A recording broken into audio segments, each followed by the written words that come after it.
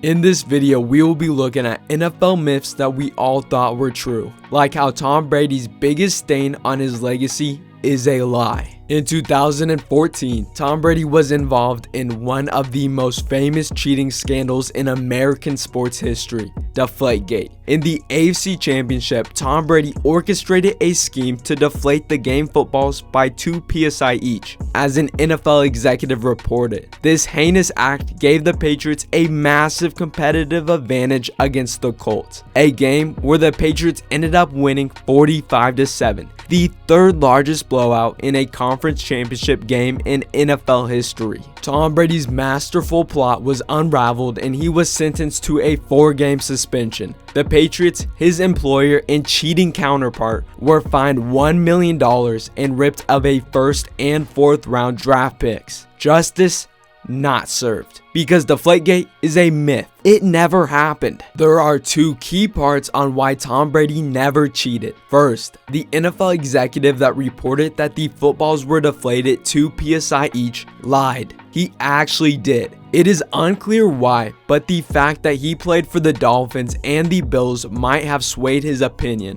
Number 2, the ideal gas law. The ideal gas law is basically if you take a football from 100-degree weather and put it in a blizzard, it will deflate a couple psi. And theoretically, if you take a football from a locker room that is 71 degrees and take it out to a rainy field that is 48 degrees, it will naturally deflate. And that is exactly what it did. Tom Brady scientifically, mathematically, and truthfully did not deflate the footballs. But yet he was still suspended for 4 games. Why? No one really knows. But there are reports that the ball boys sent some suspicious text messages that were enough to allow the NFL to do what they want. Wow, Brady did not do it. Shocking. Although more surprising, a core principle of football is no longer true. When you ask the smartest minds in football what it takes to win the Super Bowl, there is usually one answer. Defense wins championships, that is 100%. It is a fact that everyone knows. Defense wins championships,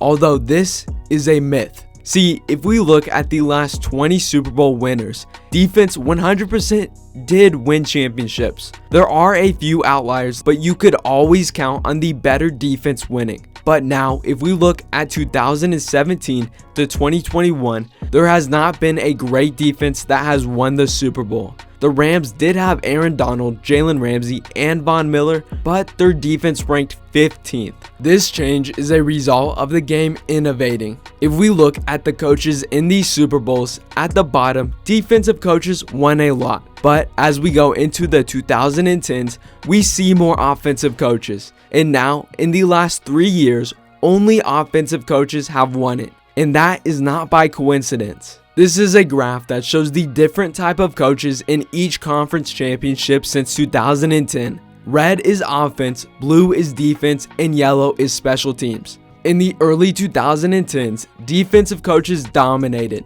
although as time went on, offensive coaches appeared more, and in 2021, it was only offensive coaches. This trend looks to continue. The game is changing and a new generation of coaches are leading the way. Defense no longer wins championships. A core principle has changed, and so has our next myth. Every year, there are NFL teams that redefine what it means to be garbage. And every year, there are insane college teams that make us think, wow, they would demolish a trash NFL team. Just look at the 2008 Lions. They went 0-16 and gave up 30 points a game. You cannot tell me that the 2019 LSU Tigers would not drop 40 on them. Any Alabama team in the last 10 years could honestly compete in the NFL. But a powerhouse college football team beating a trash NFL team is a myth, and we do not have to wonder what it would be like, because college vs NFL games have already taken place. Back in the stone ages of football, the best of the best that college football had to offer would play a preseason game against the reigning NFL champions. These games took place from 1934 until 1976, and it was actually competitive. The record was 22-9-2 in favor of the NFL. However, this was during a time period where NFL players were only making $6,000 a season. But now, if we jump into the Super Bowl era, how did the very first Super Bowl champions do against the college All-Stars? The Green Bay Packers won 27-0, an absolute blowout. And if we look at the rest up until 1976, the NFL won every time. Once the NFL got established, it was not even a competition. The games did stop after 1976 for some obvious reasons. Although to truly bust this myth, let's look at this stat. In 2018, the 4 best college football teams averaged 33 NFL players on their roster. Absolutely ridiculous. But if we look at a basic NFL team, they average 53 NFL players. Wow, what a surprise. It is easy to think that the best college football team would steamroll a trash NFL team, but that is a myth. College teams have no shot. But do NFL coaches have time to win on the professional level? When a coach is hired in the NFL, it is often thought that they need time to set up their winning system, which I mean, it makes sense. There are a lot of factors involved that could take time. Drafting and signing all of the players they want, the hassle of finding coaches and personnel that can execute the plan correctly, not to mention if it is their first job, it could take a grace period to get used to the new role. Although the idea that coaches have time to win is a myth. If a coach does not immediately win, then they will not be a successful coach in the NFL. To prove this, let us look at this list. It shows the last 30 Super Bowls and the coaches who won them. The empty boxes are if they made it to the playoffs within the first 2 seasons of being hired by that team. Now, if we reveal the answer, only 2 coaches did not have immediate success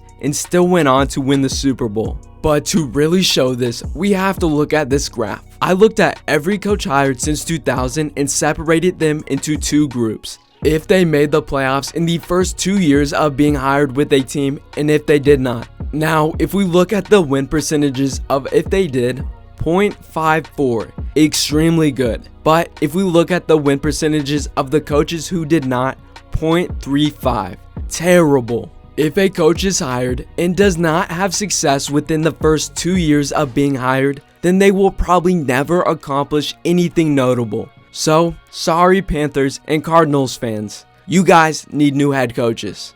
The NFL is a win now league, which transitions us to our next topic. Wins are not a quarterback stat is a very controversial debate. Football is the ultimate team sport. A quarterback can play near perfect and still lose a game. But it does not matter how vital a quarterback is to a team, wins are not a quarterback stat. Although that is in fact a myth. Wins are undoubtedly a quarterback stat. To see why, let us look at this player comparison. These are 2 quarterbacks and their stats from the last 2 seasons. Their completion percentage is the same.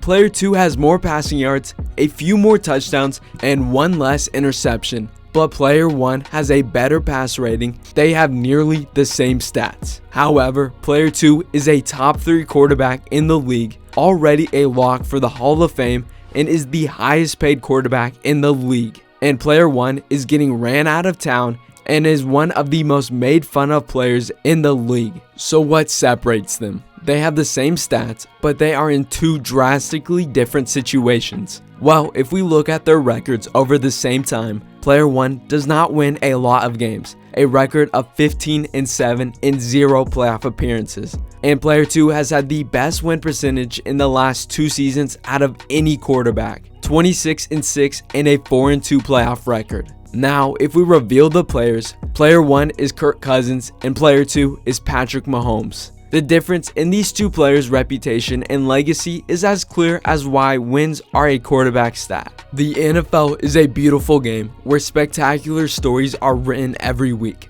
although some are too crazy to be true. I hope you guys enjoyed the video. Alright, I'll see you guys next time.